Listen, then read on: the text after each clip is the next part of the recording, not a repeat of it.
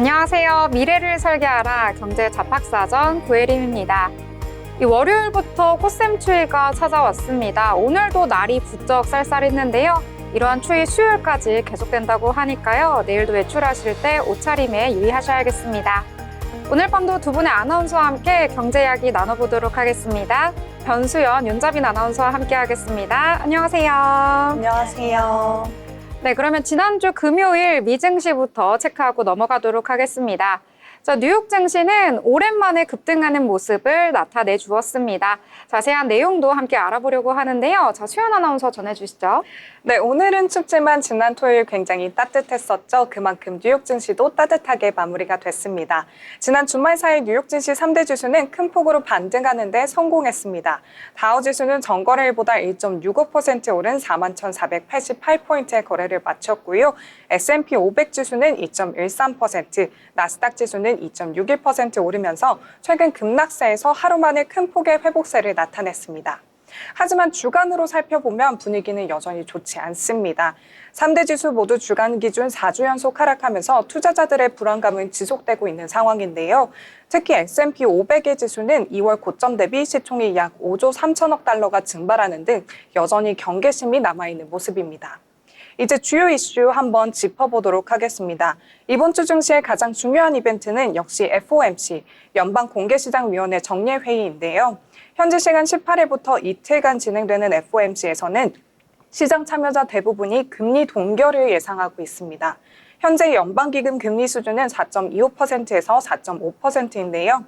시카고 상품거래소 패드와치에 따르면 금리 동결 확률은 99%에 이른다고 합니다.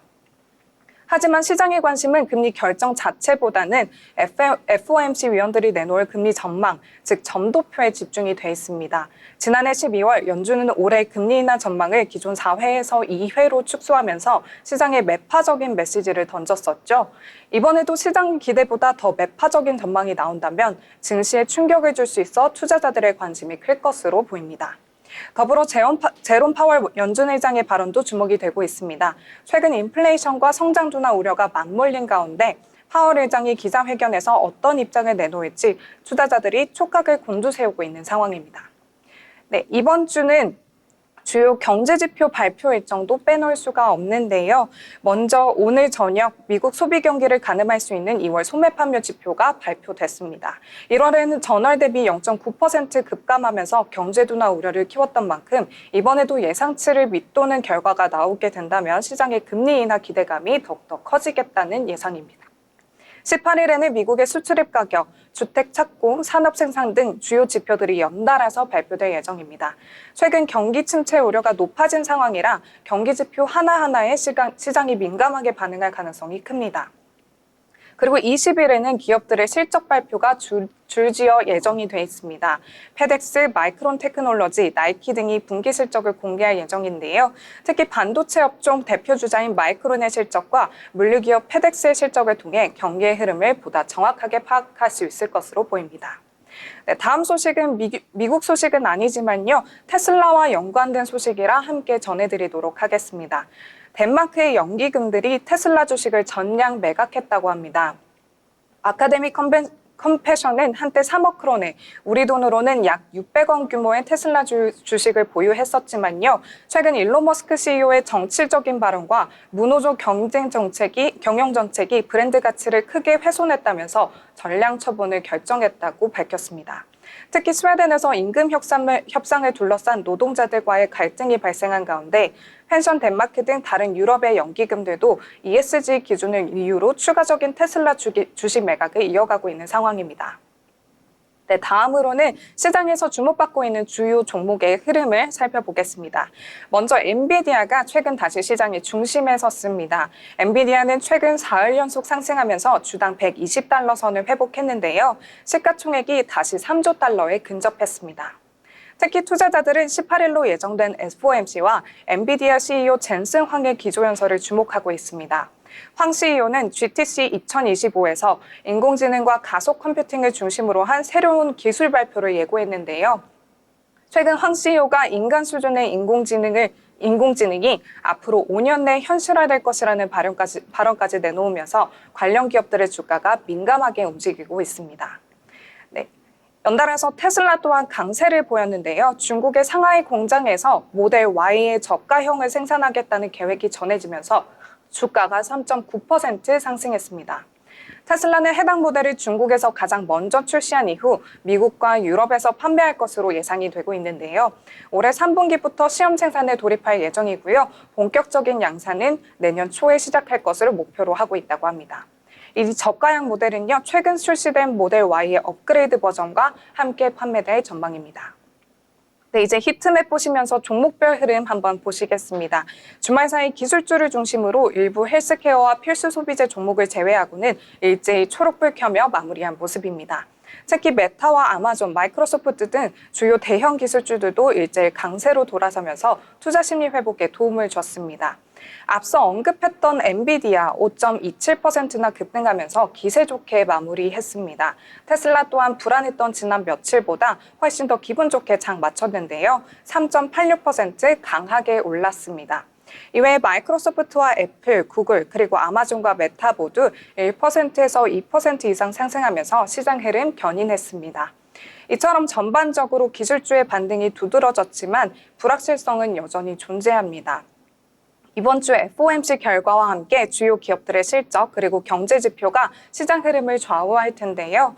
계속해서 시장의 움직임과 주요 이슈들 저희와 함께 꼼꼼하게 체크하시면서 성공적인 투자 전략 세우시기 바랍니다. 지금까지 미증시 마감 시황 전해드렸습니다. 네, FOMC에 이번에는 주목을 해야 된다라고 이야기해 주셨는데요. 이번 FOMC 결정 이후에 기준금리를 동결할 것이다라는 시장의 시각이 우세한 상황입니다.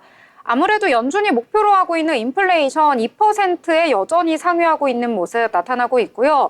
또 트럼프 대통령의 여러 가지 정책이 인플레이션을 부추길 수도 있다라는 의견이 나와 있기 때문인데요. 이번 FOMC에서 어떻게 기준금리를 내릴지 이 부분에 주목을 하셔야 되겠고요. 이 점도표와 더불어서 제롬 파월 의장이 기자회견에서 어떤 내용을 발표할지 이 부분에 중점을 두시고 체크를 해보시면 좋을 것 같습니다. 자, 이번에는 저희 기업에 대해서 알아볼 시간이죠. 자빈 아나운서 어떤 기업 준비하셨나요? 네, 알아두면 쓸데있는 기업 사전. 오늘 소개해드릴 기업은 아마존입니다. 요즘은 거의 모든 물건들을 인터넷으로 구매하곤 하잖아요. 우리가 자주 이용하는 쿠팡도 이 아마존을 롤모델로 삼은 기업이라고 합니다. 아마존은 1994년 제프 베이조스가 미국 워싱턴에서 설립한 회사인데요. 처음엔 인터넷에서 책을 팔아보면 어떨까 하고 시작했는데 지금은 세상의 모든 것을 파는 상점이 됐죠. 인터넷 서점으로 시작해 현재 미국 온라인 쇼핑몰 매출 1위, 미국 전체 온라인 소매 시장의 약 절반가량을 차지하고 있다고 합니다. 아마존의 경영 철학은 집착에 가까울 정도로 고객 편의에 충실하는 편이며 다방면으로 성장과 사업 확장 속도가 빠르다 보니 미국 재계에서는 아마존드, 아마존된, 아마존 당한이라는 말까지 존재한다고 합니다. 이 표현은 특정 사업 분야의 아마존에 발을 들여놓는 순간 해당 분야를 선도하던 기업들이 후발주자로 들어온 아마존의 고속 성장에 밀려 줄줄이 나락으로 떨어진다는 한마디로 아마존이 우리 분야에 넘어와 우리 망하게 생겼다라는 공포의 표현이라고 합니다. 아마존의 전자상거래 사업은 크게 두 가지로 나뉘는데요. 아마존이 직접 매입한 상품들을 판매하는 퍼스트파티 사업과 다른 개인이나 중소규모 사업들이 대부분을 차지하고 있는 서드파티 사업이 있습니다. 서드파티 사업은 이런 중소규모 기업들이 자신들이 만든 제품을 아마존 물류센터에 가져다 놓으면 아마존이 자신의 물류센터와 화물 운송 네트워크를 활용하여 고객들의 집에 배송해주는 겁니다. 쉽게 말하자면 이 서드파티 사업이 지금의 쿠팡 로켓 배송 방식이고 이 방식을 처음 시작한 게 바로 아마존인 겁니다. 아마존 프라임에어는 2013년 12월 2일 발표된 아마존닷컴의 미래형 배송 서비스입니다. 아마존 프라임에어는 드론을 이용해서 작고 가벼운 물품을 짧은 거리에 배송하는 것으로 이로 인해 아마존닷컴이 상업용 드론을 활용할 수 있는 폭이 넓어지게 됐습니다. 아마존은 또 자율주행에 거액을 투자하기도 했는데요. 자사 전자상거래 사이트인 아마존닷컴의 물류를 위해서입니다. 자율주행을 활용해 배송의 효율성을 끌어올리겠다는 게 아마존의 미래 계획입니다. 아마존에서 가장 중요한 사업은 클라우드 컴퓨팅 사업인데요. 아마존 웹 서비스라는 뜻의 AWS라는 이름으로 대표되는 이 사업은 매출 기준으로 전 세계 클라우드 컴퓨팅 시장의 상당 부분을 차지하고 있습니다. 아마존이 블랙 프라이데이 같은 연중의 큰 이벤트 데이에 폭발적인 웹사이트 수요를 감당하기 위해서 평소보다 큰 양의 자체 데이터 센터를 만들었는데요. 문제는 크리스마스 같은 특정한 날에만 데이터 센터를 쓸 뿐 평범한 날에는 보유하고 있는 데이터 센터의 아주 일부분만 쓴다는 것이었습니다. 아마존 사람들은 이렇게 평소에 남는 대용량의 컴퓨팅 파워를 다른 기업들에게 빌려주기 시작했으며 오늘날 클라우드 컴퓨팅이라는 개념을 만들었습니다. 우리에겐 정말 이젠 없어서는 안 되는 인터넷 쇼핑, 또 그걸 대중화한 아마존에 대해 알아보는 시간 가져봤습니다. 오늘의 기업 브리핑 여기까지입니다. 다음에도 더 유익한 소식으로 찾아뵙겠습니다. 네, 아마존에 대해서 잘 설명해 주셨습니다. 이 아마존이란 기업 자체는요, 지난 1년 동안 주가가 50%나 성장을 했고요. 실적도 잘 나오고 주가도 장기적으로 봤을 때 꾸준하게 우상향하고 있기 때문에 한번 좋게 챙겨보시면 좋을 것 같습니다. 자, 이번에는 저희 뉴스 살펴볼 시간이죠. 뉴스 그 안에서도 경제면 알기 쉽게 요약해서 전해드리도록 하겠습니다. 자, 수연 아나운서 오늘은 어떤 내용 준비하셨나요? 네, 오늘 기사에서 발췌한 내용을 전해드리는 뉴스 브리핑 시간입니다. 바로 첫 번째 소식부터 전해드리도록 하겠습니다. 미국 트럼프 행정부의 관세 압박이 한국을 전면으로 겨냥하고 있다는 해외 보고서가 뒤늦게 주목받고 있습니다. 스위스의 무역 연구기관인 글로벌 트레이드 얼럿은 최근 보고서에서 한국이 미국으로부터 가장 강력한 관세 제재 위험에 처한 국가라고 지목했습니다.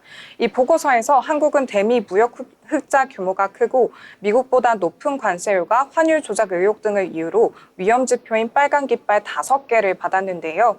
173개국 중 유일하게 빨간 깃발 5개를 받은 한국은 미국의 관세 공격에 가장 취약한 국가로 분석됐습니다. 실제로 도널드 트럼프 미국 대통령은 최근 의회 연설에서 한국의 대미 관세율이 미국보다 4배나 높다고 지적하면서 한국에 대한 무역 압박을 시사한 바 있습니다.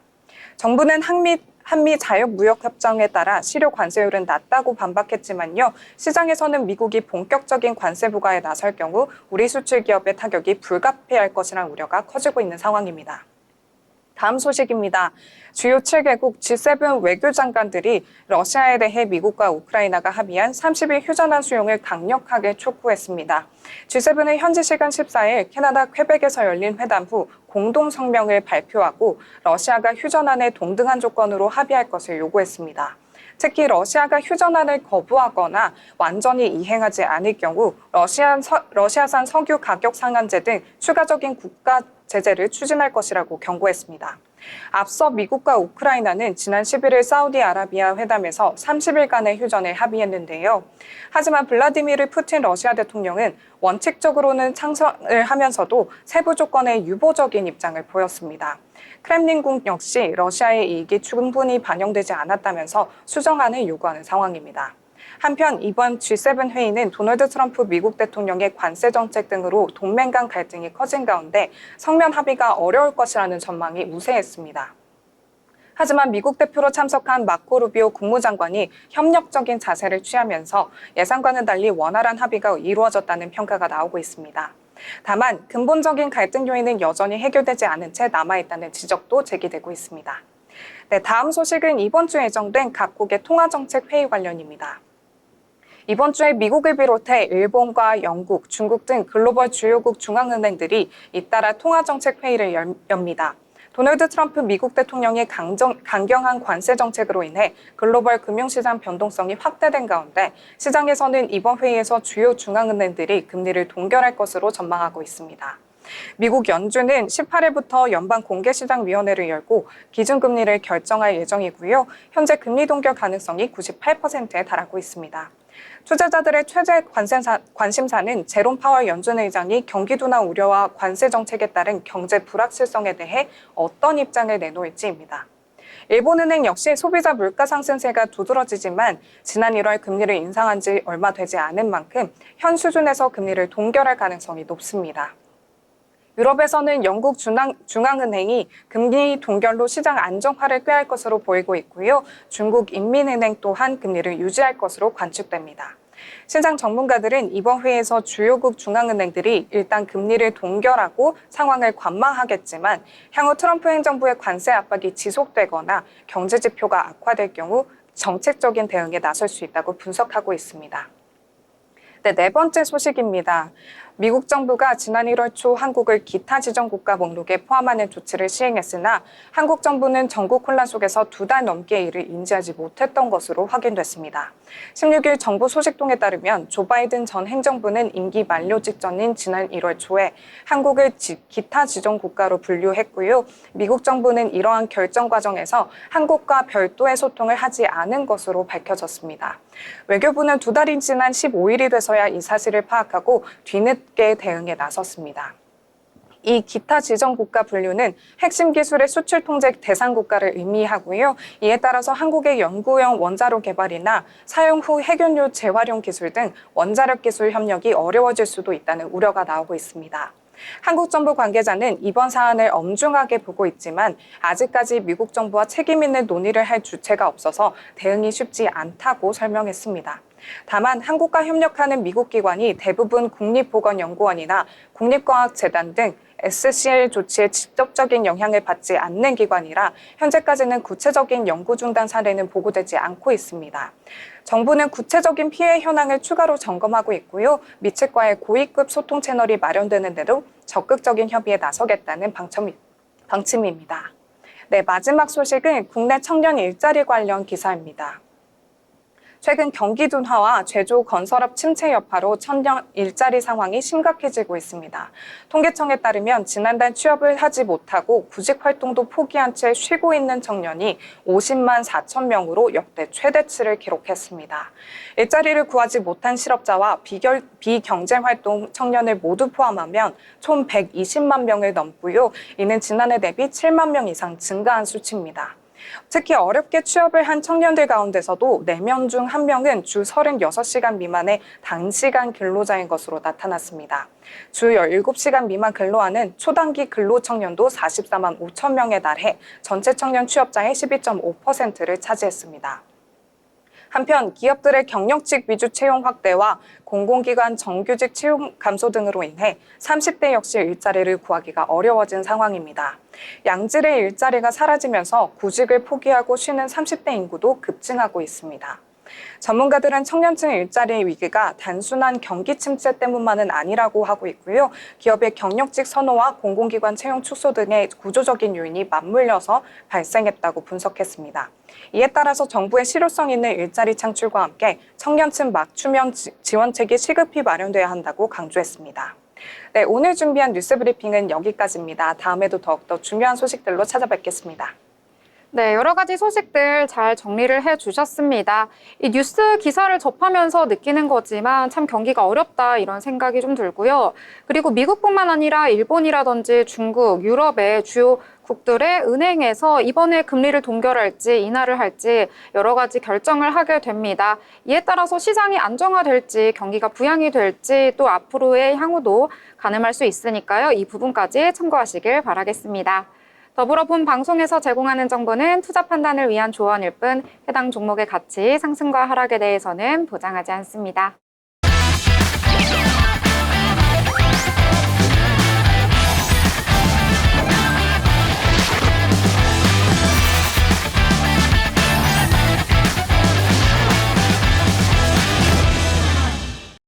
네, 이번 시간은 돈을 잘 벌고 싶은 고수가 되고 싶은 아나운서들이 모여서 경제 이야기, 주식 이야기 함께 나눠보도록 하겠습니다. 자, 먼저 오늘장 어떤 분위기 속에서 흘러갔을지 체크를 해보고 넘어가려고 하는데요. 일단 지난주 금요일 뉴욕 증시 워낙 분위기가 좋았었는데 그런 흐름 오늘까지 우리 증시에 이어진 것 같습니다. 일단 대형 기술주 위주, 특히 반도체가 강한 상승을 보여주면서 지수를 이끌어주는 모습 나타나줬는데요. 또 중국의 경기가 부양될 것이라는 기대감이 더해지면서 장 초반부터 양대 지수 강한 상승으로 출발을 했습니다. 그러한 흐름 계속해서 이어졌는데요. 코스피 같은 경우에는 전거래일 대비 1.73% 상승하면서 2610선에서 거래를 마쳤습니다. 2600선 뛰어넘은 것은 11거래일 만인데요. 오늘 같은 경우에는 주체들의 수급도 강하게 들어와 줬습니다. 일단 외국인과 기관 모두 매수 우위를 보였는데요. 이뿐만 아니라 오늘 같은 경우에는 금융투자라든지 연기금 쪽에서도 매수세가 강하게 들어오면서 지수를 끌어올리는 모습 나타나줬습니다. 이 반면에 개인 같은 경우에는 물량을 모두 내던지는 모습 나타났는데요. 1조 원 넘게 매도 우위를 보였다라고 보실 수가 있겠습니다.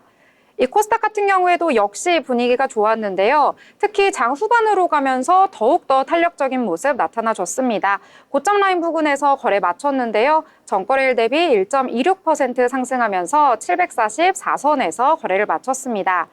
이 코스닥 같은 경우에는 수급 보시면 외국인과 기관 모두 매도 포지션 잡았는데요. 그래도 물량이 크진 않았습니다. 외국인과 기관 모두 물량이 크지는 않았기 때문에 장 후반 들어서 더욱더 상승할 수 있었다라고 보실 수가 있겠습니다. 오늘 시가총액 상단에 위치한 종목들 확인해 보시면은요. 특히 코스피의 분위기가 좋습니다. 반도체, 투톱 오랜만에 강한 상승 보여줬는데요. 특히 눈에 띄는 건 바로 삼성전자입니다. 이 엔비디아 개발자 회의 이 GTC 2025에 대한 기대감으로 인해서 오늘 장에서 강한 상승 보여줬는데요. 자세한 내용은 잠시 후에 한번 나눠보기로 하고요. 더불어서 SK 하이닉스도 오늘 강한 상승 보여줬습니다. 반도체, 투톱 모두 외국인과 기관이 매수세가 강하게 들어왔다라고 보시면 되겠고요. 거래도 굉장히 활발하게 일어났기 때문에 오늘 거래량을 동반해서 움직였다라고 보실 수가 있을 것 같습니다.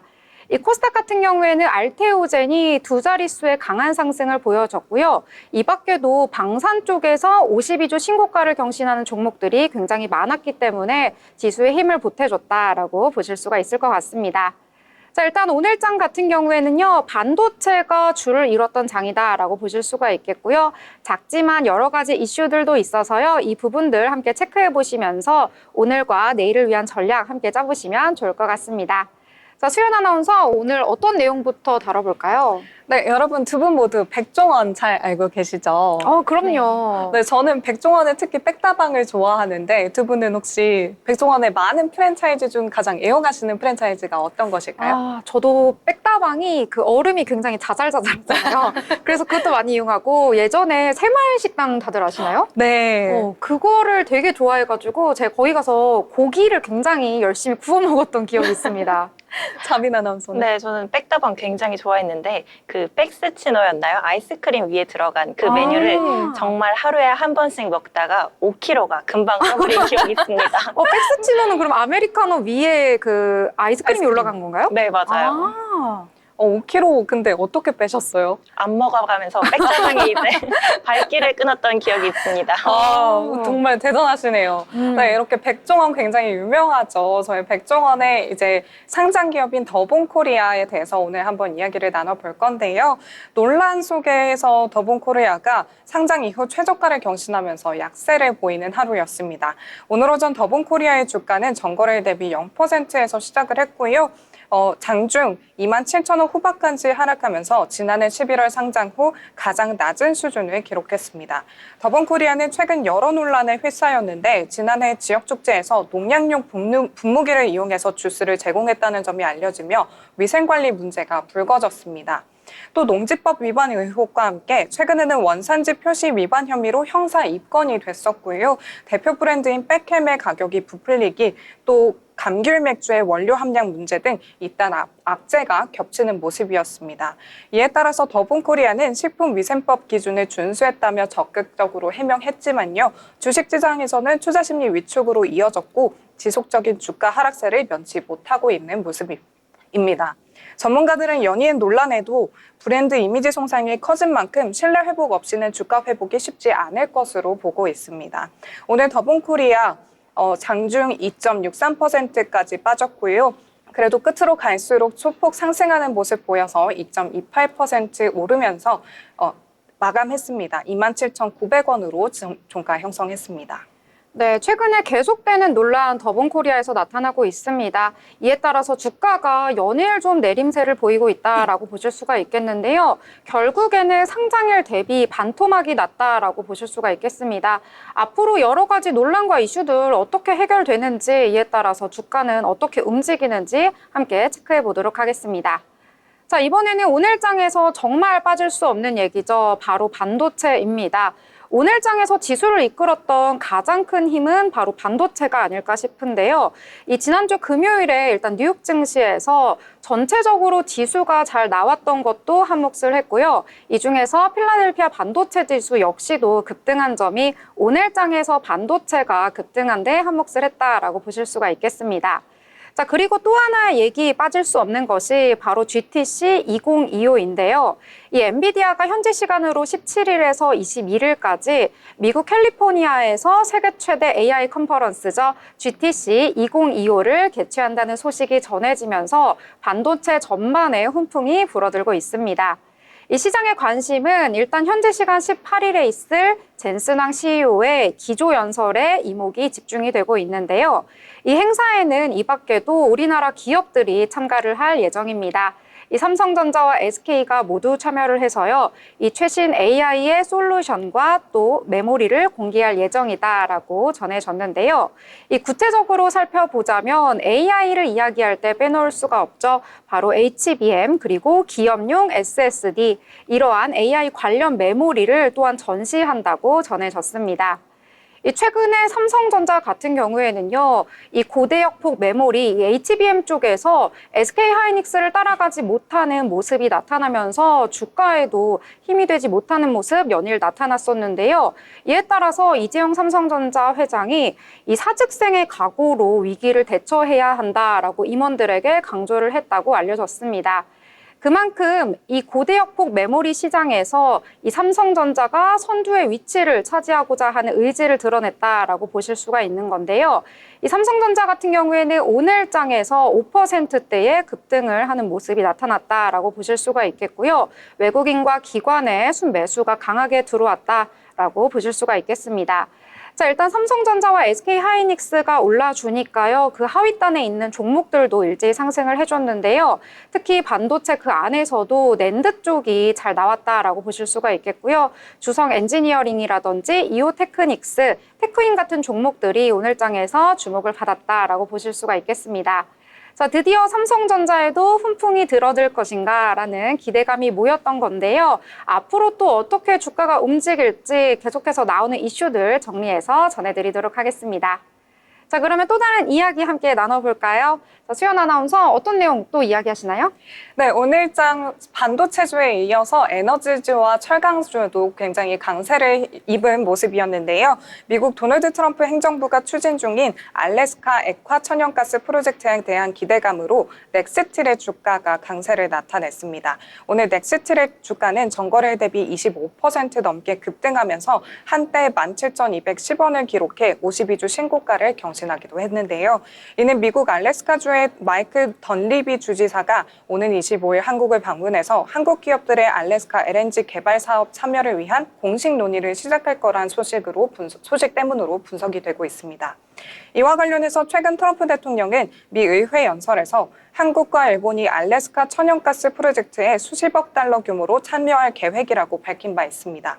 알래스카 LNG 사업은 약 450억 달러를 투자해 천연가스를 채굴하고 이를 운송할 파이프라인을 건설하는 대규모 프로젝트로요. 넥스틸은 미국 텍사스에서 철강 생산 공장을 운영하며 미국 내 송유관과 유정관 등 에너지용 강관 시장에서 탄탄한 경쟁력을 확보하고 있습니다. 또한 넥스틸은 전체 매출액의 약 90%가 북미 지역에서 발생하고 있는 만큼 이번 알래스카 사업이 본격화될 경우 직접적인 수혜가 기대가 되고 있습니다. 한편 증권업계에서는 미국이 에너지 자립과 인프라 강화를 추진하면서요. 알래스카 LNG 프로젝트가 향후 수년간 한국 관광 기업들에게 안정적인 매출을 제공할 것으로 전망하고 있습니다. 이에 따라 넥스틸을 포함한 국내 에너지용 관광 관료주에 투자자들의 관심이 쏠리면서 추가 상승 가능성까지 제기되고 있습니다. 넥스틸 오늘 장 굉장히 좋은 모습으로 좀 시작을 하는 듯 했는데요. 초반에 1.25% 떨어지며 시작을 했지만 장중 굉장히 힘을 많이 입었었습니다. 고가 터치했다가 종가는 1.01% 힘이 빠지면서 상승하는 모습이었고요. 16,930원으로 장 마쳤습니다. 네, 오늘 장 초반에 넥스틸 같은 경우에는 VI가 발동되기도 하면서 급등하는 모습 보여줬는데요. 결국에는 윗꼬리가 길게 달리면서 마감이 됐다라고 보실 수가 있겠고요. 52주 신고가를 경신한 종목이다라고 보실 수가 있겠습니다. 이 프로젝트 같은 경우에는 정말 천문학적 금액이 들어가는 그러한 프로젝트이기 때문에요. 정말 이 프로젝트에 국내 기업들이 참여를 하게 된다면 엄청난 수혜를 입는 그러한 종목들이니까요. 투자하실 때 참고하시길 바라겠습니다. 자, 그러면 이번에 저는 유리기판에 대해서 또 한번 이야기를 해보려고 합니다. 아까 반도체 제가 말씀을 드렸었는데요. 아까 GTC 2025가 나오게 되면서 반도체가 오늘장에서 굉장히 강한 상승 보여줬다라고 말씀을 드렸는데요. 여기에 또 하나 수혜를 입을 것으로 기대가 되는 종목, 섹터가 바로 유리기판입니다. 유리기판 같은 경우에는 이 엔비디아 젠슨왕 CEO가 이 기조연설한다고 말씀을 드렸었는데 여기에서 연설을 하는 내용이 바로 이 유리기판과 관련된 이야기라고 합니다. 이 최근에 발열 문제를 해결하기 위해서 엔비디아가 새롭게 주목을 하고 있는 것이 바로 유리기판이라고 하는데요. 이와 관련해서 유리기판을 어떻게 활용할 것인지 이에 대한 내용을 발표를 할 예정이라고 합니다. 자, 그리고 국내에서도 또 하나의 기업이 새로운 소식을 전했는데요. 바로 삼성전기입니다. 유리기판 시제품 생산에 나설 것으로 전해지고 있는데요. 이 삼성전기 같은 경우에는 이미 세종사업장에 유리기판 시제품 라인을 구축 중이다라는 내용을 전했습니다. 오는 5월까지 이 구축을 완료를 할 것이라고 전했고요. 램프업, 즉 생산량 확대를 진행할 것이다라는 내용도 함께 전해졌습니다. 자, 일단 삼성전기 같은 경우에는 유리기판과 관련된 내용 이미 일전에 전했던 적이 있었는데요. 저희 1월에 CEO 2025가 있었잖아요. CS 2025가 있었잖아요. 그때 이미 유리기판을 생산할 계획이다라는 내용을 회장이 언급을 하기도 했습니다. 이 장덕현 삼성전기 사장은요, 이 올해 반도체 유리기판 샘플을 프로모션을 할 계획이다라고 언급을 했었고요. 이미 고객사 2곳에서 3곳 정도의 샘플을 이미 나눠줬다라는 이야기를 하면서 삼성전기가 앞으로는 유리기판 쪽으로 총 역량을 집중할 것이다라는 내용을 밝혔는데요. 오늘장에서는 이와 관련해서 나인테크가 5%대 상승을 했고요. 한빛레이저는 장 후반 가면서 조금은 힘이 빠져서요. 2.94%, 피롭틱스도 소폭 상승하면서 거래를 마쳤습니다. 자, 오늘 같은 경우에는 반도체가 전체적으로 강세를 보이니까요. 이 안에서도 기판, 그중에서도 유리기판이 강세 보였는데요. 유리기판 같은 경우에는 저희가 방송에서도 계속 언급을 해드린 만큼 참고해서 투자에 넣어보시면 좋을 것 같습니다. 자, 이번에 또 다른 이야기 또 나눠봐야겠죠. 자, 수연 아나운서 또 어떤 내용일까요? 네, 제가 이번에 또 주목한 내용은 바로 하나오션인데요. 하나오션과 하나 에어로스페이스 이 두 종목 저희가 얼마 전까지 굉장히 큰 이슈들로 인해서 주목을 했었는데요. 오늘 또한 마찬가지로 개별 이슈가 있어서 가져와 봤습니다. 네, 하나오션의 주가가 대규모 수주 소식에 힘입어서 상승 전환했습니다. 오늘 오전 하나오션의 주가는 전거래일 대비 하락하면서 출발을 했었지만요. 장중 굉장히 크게 상승하는 모습을 보여줬는데요. 이번 상승은 하나오션이 아시아 지역 선주와 약 2조 원 규모의 초대형 컨테이너선 6척 공급 계약을 체결했다는 소식 때문으로 풀이가 되고 있습니다. 특히 이번 계약 규모는 최근 하나오션 연간 매출액의 31.4%에 달할 정도로 큰 규모고요. 선박 인도는 오는 2028년 3월까지 순차적으로 진행될 예정이라고 합니다. 하나오션은 이번 계약을 계기로 대만의 글로벌 대형 해운사인 에버그린을 신규 고객으로 확보했습니다. 이번에 건조되는 선박은 LNG 이중연료 추진 엔진을 탑재해서 친환경성을 높였고요. 회사는 기술력을 바탕으로 글로벌 컨테이너선 시장 선도 기업으로 자리매김하겠다는 계획을 밝혔습니다. 차트 보시면은요, 오늘의 강세가 더욱더 두드러지게 나타나는데요. 0.67% 빠지면서 출발했던 오늘 시장, 장중 4.17%까지 상승하면서 77,400원까지 터치를 했었고요. 장 후반에는 조금 소폭 하락하는 모습을 보였지만요. 그래도 2.69% 오르면서 76,300원에 거래를 마쳤습니다. 네, 이와 더불어서 하나 에어로스페이스 또한 52주 신고가를 경신하기도 했습니다. 네, 하나 에어로스페이스의 경우 유럽의 재무장 추진으로 수혜를 입을 것이라는 기대감에 투심이 몰린 것으로 풀이가 되고 있습니다. 하나 에어로스페이스는 오늘장 1.28% 오르면서 시작을 했고요. 중간에 7.38%까지 터치를 하기도 했습니다. 네, 그리고 신고가 경신을 세웠습니다. 종가는 6.81%, 그래도 아주 살짝 힘이 빠지면서 마무리가 됐고요. 75만 3천 원에 거래 마무리됐습니다. 네, 한화그룹주가 오늘장에서 강세 보였었는데요. 특히 하나오션 같은 경우에는 아까 전해주신 소식뿐만 아니라 태국 쪽으로도 또 수주를 한다라는 단독 기사도 있었거든요. 이 부분까지 함께 챙겨가시면 좋을 것 같습니다. 자, 저는 오늘 마지막으로 정치 관련주에 대해서 짧게 언급을 해드리려고 하는데요. 이 정치적인 이슈 역시도 경제에 영향을 미치고 있는 것 같습니다. 자, 오늘 장에서는 정치 인맥 관련주가 일부 상승하는 모습을 보여줬는데요. 아무래도 윤 대통령의 탄핵 선고가 임박해 오면서 관련주들이 들썩이는 모습 나타나고 있습니다. 자, 현재는 일단은 탄핵 심판 선고가 이번 주 20에서 21일 정도에 있을 것이다라고 여러 전문가들의 언급이 나오고 있는데요. 자, 일단 이번 사건처럼 정기 선고일이 아니라 별도의 특별기일을 지정해서 선고하는 경우에는 이 통상 2, 3일 전에 선고일을 당사자들에게 알려왔었는데요. 이날 또는 18일 중에 헌재가 선고일을 발표하고 이번 주 후반에 사건을 매듭지을 것이다라는 내용이 우세하다고 전해졌습니다. 이에 따라서 이제 차기 대선 후보에 대한 관심이 점점 커지고 있는데요. 각종 여론조사 기관에서도 차기 대선 후보의 적합한 선호도를 조사하고 있다고 합니다. 이에 따라 관련된 인물과 조금이라도 연관이 있는 그런 업종들이 상승하는 모습 나타나줬는데요. 오랜만에 좀 정치 관련주들이 들썩이는 것 같습니다. 일단 이재명 테마주로 많이 언급이 되는 오리엔트 전공 오늘 강한 상승 보여주면서 20%대에서 거래를 마치는 모습 나타나줬고요. 오리엔트 바이오도 8%대 강세를 보였습니다. 이 밖에도 김동연 관련주 SG글로벌도 5%대 상승하는 모습 나타나줬습니다.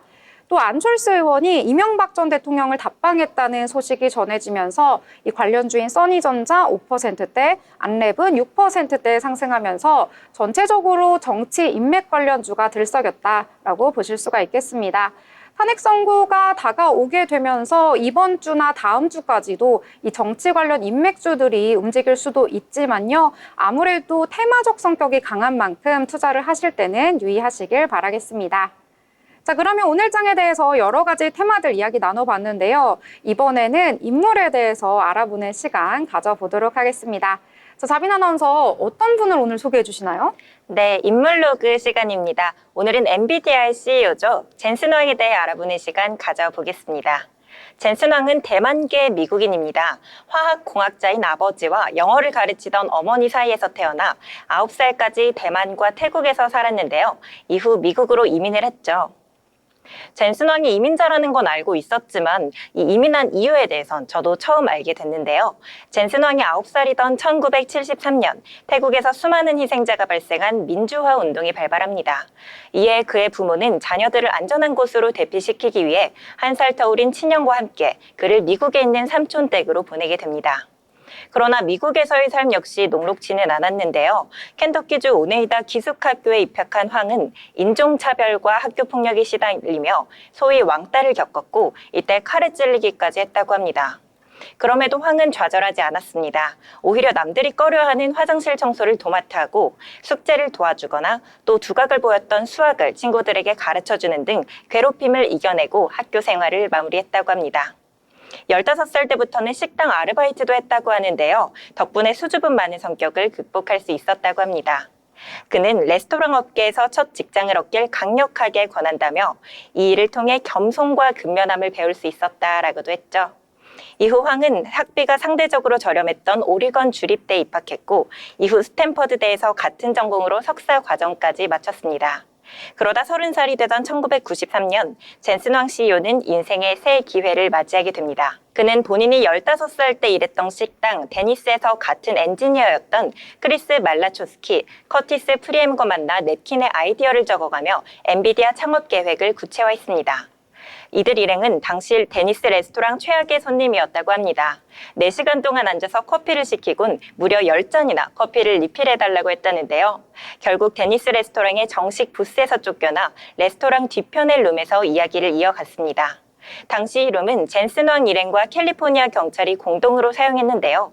이곳에서 경찰관들은 보고서를 작성했고 젠슨 왕과 창업자들은 사업 아이디어를 구성했습니다. 창업 자금은 4만 달러로 첫 사무실은 월세로 구한 아파트였죠. 여느 실리콘밸리 태생 기업이 그렇듯 작지만 위대한 첫발을 내디딘 겁니다. 젠순왕은 30도가 넘는 날씨에도 가죽 자켓을 벗지 않는 걸로 유명하죠. 그가 즐겨 입는 이 자켓 약 1,200만 원에 달한다고 합니다. 한 번은 누군가 덥지 않느냐라고 물었는데 나는 항상 쿨하다라고 응수해 화제가 되기도 했죠. 외신에 따르면 그는 현재에 충실하기 위해 손목시계도 차지 않는다고 합니다. 엔비디아 직원들은 CEO가 본사 캠퍼스를 분주히 돌아다니거나 식당에서 식사하는 모습을 어렵지 않게 본다고 하죠. 젠슨왕 CEO의 현재 고민은 미래 사업입니다. 지금 이룬 사업 성과를 즐길 법도 한데 AI가 낳을 또 다른 미래 모습이 어떨지, 먹거리가 무엇일지 고심하고 있다는 이야기가 들려옵니다.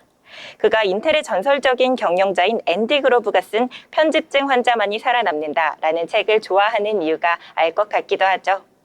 오늘의 인물 브리핑 여기까지입니다. 다음에도 흥미로운 인물 이야기로 찾아뵙겠습니다. 네, 오늘은 젠슨왕에 대해서 이야기 함께 나눠봤습니다. 전 세계가 그의 입을 바라본다라고 할 정도로 전 세계적으로 영향력이 큰 인물인데요. 매일 아침에 5시에 일어난다고 해요. 그래서 책을 읽는다는 이야기를 들었었는데 역시 괜히 큰 인물이 아니구나라는 생각을 하면서 저 역시도 좀 부지런히 살아봐야겠다 이런 생각이 드는 이야기였습니다. 자, 그러면 저희 이번에는요, 리포트 한번 살펴봐야겠죠. 매번 리포트 들으면서 투자에 대한 인사이트 얻어갈 수 있으실 텐데요. 자, 오늘은 어떤 내용 준비하셨을까요? 네. 먼저 시작하기에 앞서서 두 분께 질문 하나를 드리려고 하는데요.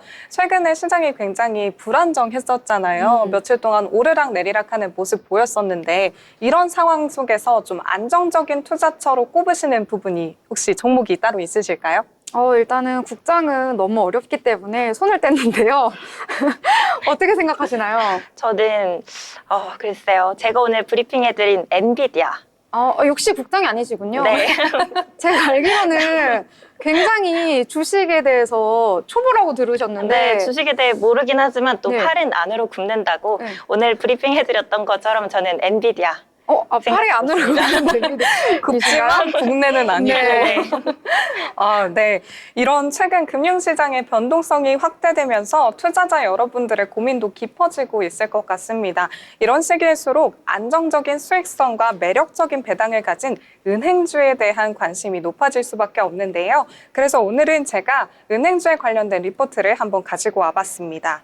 네, 최근 2025년 은행권 여수신 동향을 통해 은행업종의 투자 매력을 점검하고 앞으로의 투자 전략까지 제시해 드리도록 하겠습니다.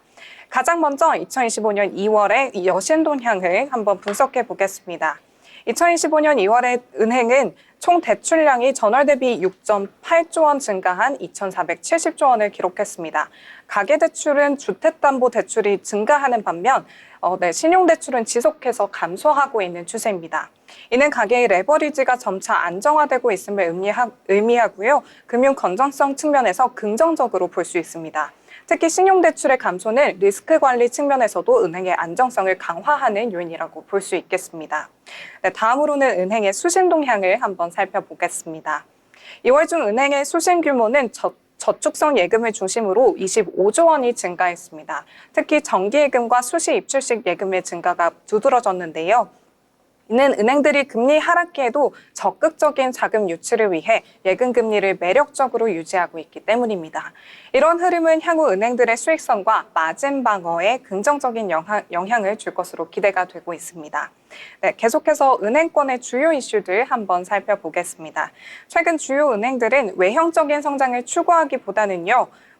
위험 가중자산 관리에 중점을 두고 있습니다. 즉, 과도한 외형 성장보다는 마진 관리와 리스크 축소를 통해 안정적인 수익 창출에 집중하고 있는 건데요. 이는 투자자 입장에서 은행주를 더욱더 매력적인 방어적인 투자처로 볼 수 있게 하는 핵심 포인트라고 볼 수 있겠습니다. 네, 이런 환경 속에서 저희 주목할 만한 투자 매력 포인트 정리해 드리겠습니다. 2025년 은행주는 여전히 매력적인 투자처라고 볼 수 있겠습니다. 특히 주요 은행들은 꾸준한 배당 정책을 유지하면서 투자자들에게 안정적인 배당 수익을 제공할 예정인데요. 또한 리스크 관리가 우수한 주요 시중은행, 예를 들어서 KB금융, 신한지주, 하나금융 그리고 우리금융 등이 앞으로도 안정적이고 견고한 주가 흐름을 보일 것으로 전망되고 있습니다. 특히 현재 주가 대비 20%에서 30% 이상의 상승 여력이 있는 종목들을 주목하시는 것도 좋을 것 같습니다. 네, 마지막으로 결론 정리하면서 마무리하겠습니다. 로봇 혁명 그리고 AI 시대 등 급격한 변화가 진행되는 시기에도 은행주는 여전히 안정적이고 매력적인 투자처입니다. 특히 은행주는 금리 하락기에도 안정적인 배당 수익 확보가 가능하고요. 시장의 변동성 속에서도 방어적인 투자 전략으로 효과적입니다. 주요 시중 은행들을 중심으로 여러분들의 포트폴리오를 안정적으로 구성하시길 권고드리겠습니다. 네, 지금까지 은행 관련 투자 리포트 전해드렸습니다. 다음에도 유용한 리포트로 찾아뵙겠습니다. 네, 은행주에 대해서 오늘 리포트 분석해서 전해드렸습니다. 아까 저희가 농담처럼 이야기했는데 워낙 또 이렇게 증시가 안 좋다 보니까 국장에 뭐 손을 뗐다든지 뭐 미국장에다 눈을 돌린다든지 이런 이야기 했는데요. 방어주 성격이 굉장히 강하고요. 고배당주로도 많이 꼽히고 있는 은행주 한번 관심 가져보시면 좋을 것 같고요. 은행주 안에서 어떤 종목에 투자를 해야 할지 어렵다 하시는 분들은 이 은행주로 구성이 된 ETF에도 관심을 가져보시면 좋을 것 같습니다. 더불어 본 방송에서 제공하는 정보는 투자 판단을 위한 조언일 뿐 해당 종목의 가치, 상승과 하락에 대해서는 보장하지 않습니다.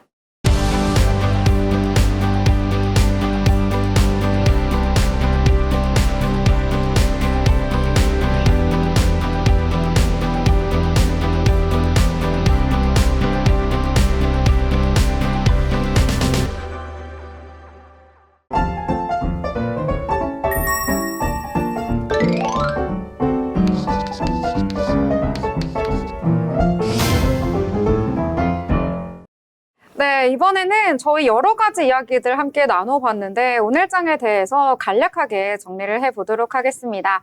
자, 월요일 장부터 상승해서 마감을 했기 때문에 기분 좋게 이야기 나눠볼 수 있을 것 같은데요. 자, 자빈 아나운서 아직 주린이시지만 오늘 장에 대해서 어떻게 요약하시면 좋을까요? 일단 오늘 제가 소개해드린 아마존이나 엔비디아 모두 좋은 모습 보여줘서 제 어깨가 정말 한껏 솟아 있는데요. 앞으로도 시청자들의 분들께 좋은 소식 알려드리는 네잎클로버 같은 존재가 되고 싶습니다. 저 약간 그 반장 선거 나가는 그 모습인 줄 알았어요. 아, 정말 훌륭합니다. 정리 깔끔하게 잘 해주셨고요. 자, 이번에는 수연 아나운서 어떻게 좀 정리를 해보면 좋을까요? 네. 앞으로도 오늘만 같아라라고 좀 정리를 해볼 수가 있겠습니다. 미증시가 굉장히 분위기가 좋으면서 우리 국내 증시도 같이 따라가는 모습을 보였는데요. 날씨가 풀렸다가 다시 추워졌지만 앞으로 또 풀릴 예정이니까요. 좀 우리 증시도 함께 풀렸으면 하는 그런 마음을 담아봤습니다. 네, 날씨도 오락가락한데 오늘 멘트도 그래서 원래 날씨 풀린 걸로 준비하셨다가 맞아요. 급하게 맞습니다. 수정을 하셨다고 이제 들었습니다. 자, 이렇게 반도체 주가 상승하니까 우리 증시도 이렇게 봄이 찾아온 것처럼 크게 올라주는 것 같습니다. 물론 내일 날씨는 조금은 춥지만요. 우리 증시는 따뜻해지길 바라면서 우리 증시에도 봄이 오길 이렇게 정리해 보도록 하겠습니다. 자, 월요일 방송 여기서 마치도록 하겠습니다. 저희는 화요일 방송으로 다시 찾아뵙도록 하겠습니다. 시청해주신 여러분 고맙습니다.